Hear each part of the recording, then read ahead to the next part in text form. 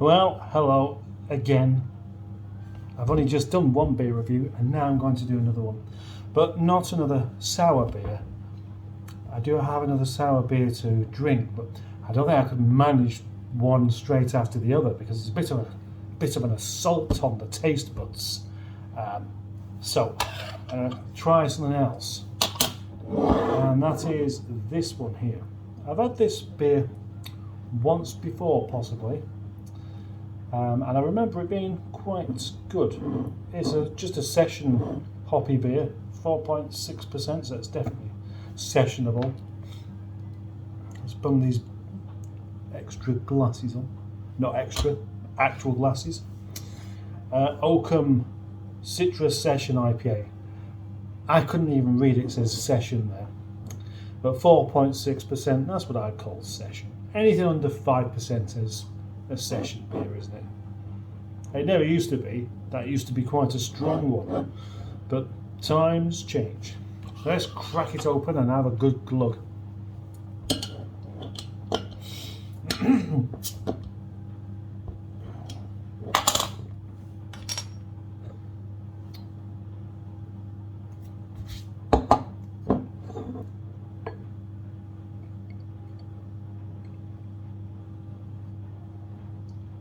Well, it's not a cloudy beer, which is a pity. It is absolutely crystal clear. And it's kind of a bit flat. There's no action going on inside the glass. Look at that. Well, there was a tiny bit, but if it wasn't for this glass doing that kind of thing, would there be anything happening at all?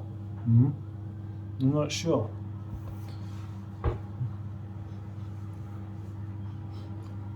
But it does have a smell. The smell of a particular hop that I recognise the smell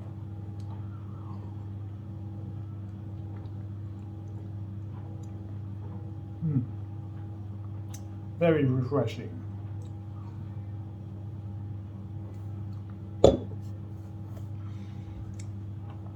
Let's crack open the manual on the back of there in yellow.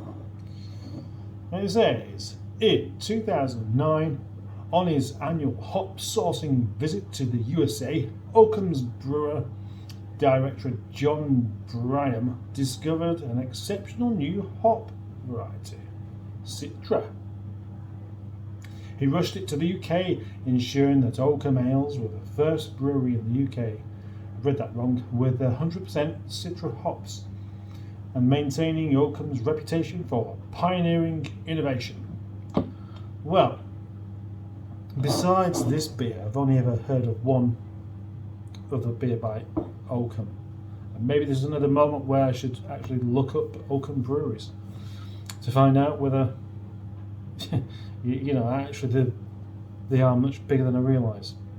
I'm sure they did one like this, but it was about 6.5%, but it had the same flavour to it.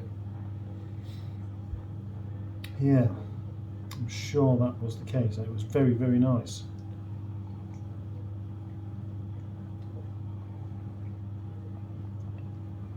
And that one is very nice as well.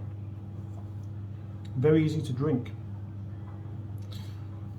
It's quite nice having a just a single hop beer, I suppose. Makes it very focused in its flavour. It does taste like just one sort of sharp, pointy bit of hop. I just wish it had a bit more kind of fizz to it, a bit more body to it. It's got a bit of maltiness to it, but not really quite enough. And with it being a properly clear beer, it's kind of missing something. But it's a session beer, so you can compare it to other session beers. And on that basis, I'd say, yeah, it's very, very good.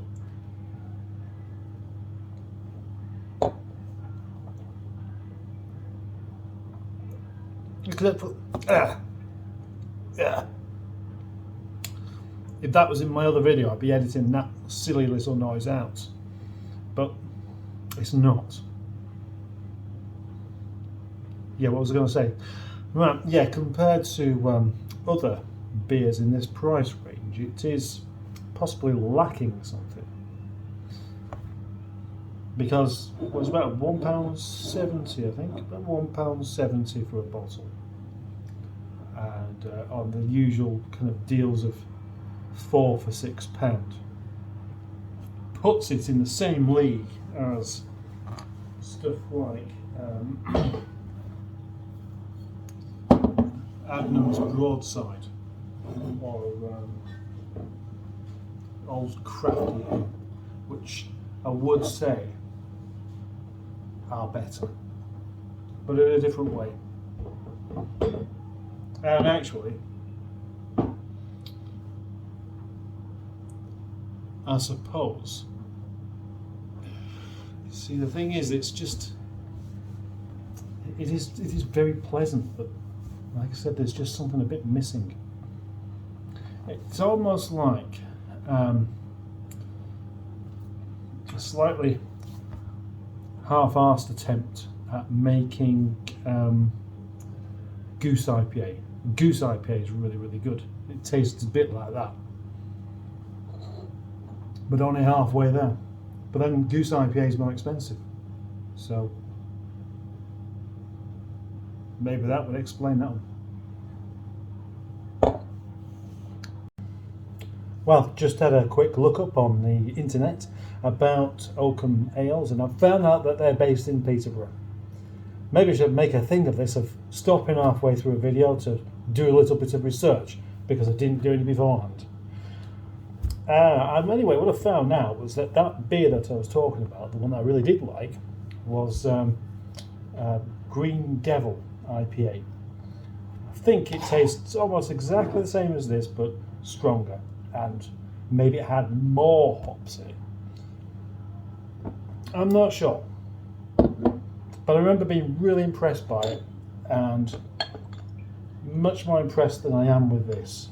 You'd think if it was just a bit stronger, it had pretty much the same taste, but just didn't get you pissed.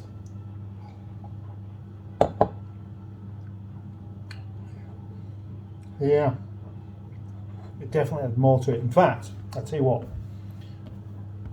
if you imagine like a spectrum of flavour, this beer has like a kind of a gap somewhere in the middle. You got this kind of sharp hoppiness, and where it could carry on being hoppy and hoppy and hoppy, there's like a dip, like at a certain frequency, and that particular frequency where that dip isn't being filled with anything else.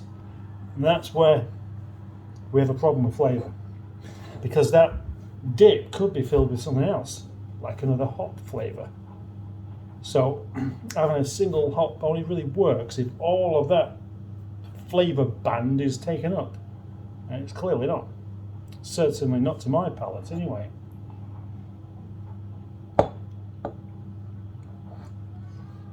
But it is very drinkable. It's very nice. It's just not as nice as it could be. Mark out of 10?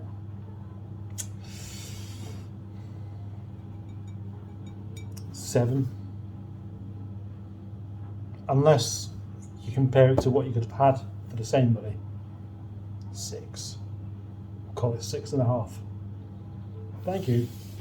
Thanks for watching.